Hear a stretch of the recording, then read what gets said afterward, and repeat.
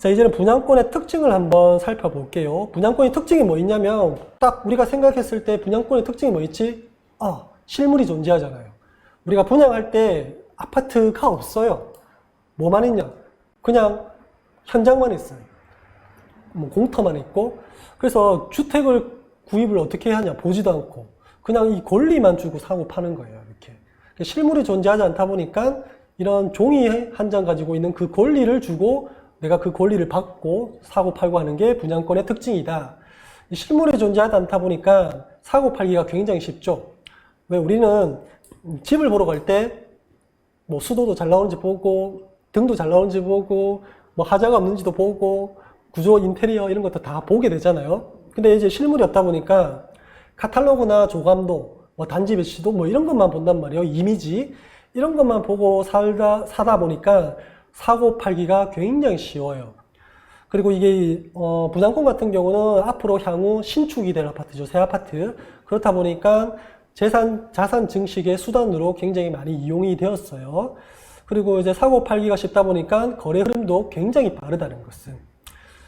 지금은 좀 이제 전매 제한이라든지 이런 것 때문에 이제 거래 흐름이 굉장히 거래량이 이제 많이 줄었지만은 이런 분양권 자체의 특징은 이렇게 거래 흐름도 빠르고 사고 팔기가 쉽다. 이런 특징이 있습니다.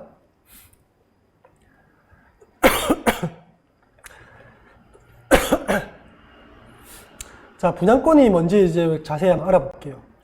분양권이란 이제 주택법에 따라 사업계획 승인을 받아서 건설하여서 공급하는 주택 또는 입주자로 선정되어 그 주택을 입주할 수 있는 권리, 자격, 지위를 말합니다. 한마디로 새 아파트에 입주할 수 있는 권리가 분양권이라고 보시면 됩니다. 자, 청약으로 인한 분양권의 당첨. 자, 우리가 분양권은 내가 청약해서 당첨되면 그 자체가 또 분양권이 될 수도 있고, 분양권을 매매해서 내가 가지고 있어도 분양권이 될 수도 있죠. 일단은 청약으로 인한 분양권을 한번 볼게요. 내가 분양권을 청약으로 해가지고 청약이 당첨되었다. 그럼 청약 통장에 가입해서 자격을 갖춘 후 특정 단지에 청약을 했어요. 그리고 나서 특정 동호수에 당첨이 되었어요. 그러면 그 특정 동호수에 당첨이 됨과 동시에 준공을 한 후에 입주할 수 있는 권리가 부여되는 거죠. 이게 이제 분양권이 이제 되는 거예요. 그때부터는. 쉽게 말하면. 그러면 이제 분양권의 이제 계약 과정을 한번 살펴볼게요. 분양권의 계약 과정은 말 그대로 이제 분양을 당첨이 되었다든지 아니면 내가 분양권을 매매한다든지 똑같은 계약 과정을 거칩니다. 첫째로는 계약금 10%를 내고요. 중도금 60%, 잔금 30% 이렇게 분배가 되어 있어요. 그 다음에 이제 나중에 이제 완공이 되고 나서 이제 잔금까지 다 치른 상태에서는 이제 입주가 되는 거고요. 이런 계약 과정이 있다는 것을 아시면 될 것 같고요. 그리고 분양권 거래 시 거래되는 금액을 한번 살펴볼게요.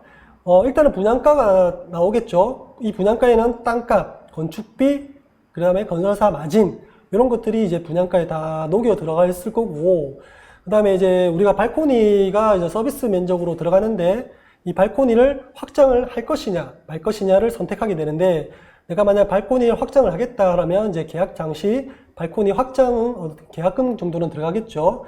일단은 발코니 확장비가 들어갈 것이고요.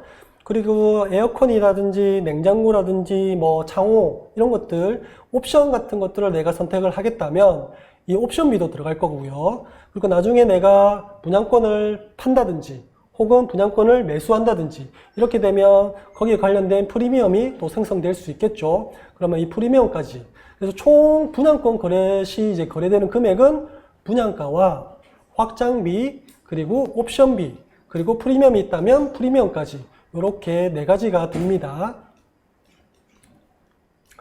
자, 이제 분양권 전매를 알아볼 텐데, 분양권 전매는 뭐냐면 계약과 잔금까지 등기가 이루어지기 전 분양권을 파는 행위를 말합니다. 파는 행위. 이 분양권 자체를 파는 행위를 이제 전매라고 합니다.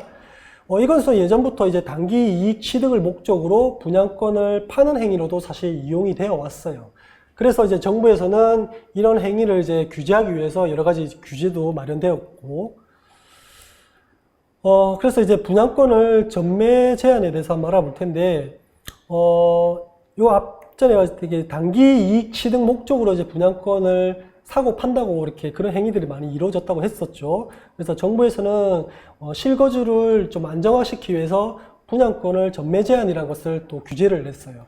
이 분양권 전매 제한을 꼭 알아야 되는 게 우리가 분양권을 거래하려면 사고 누군가 팔아야 되고 누군가 팔았으면 그 누군가를 사는 사람이 있어야 될 거 아니에요.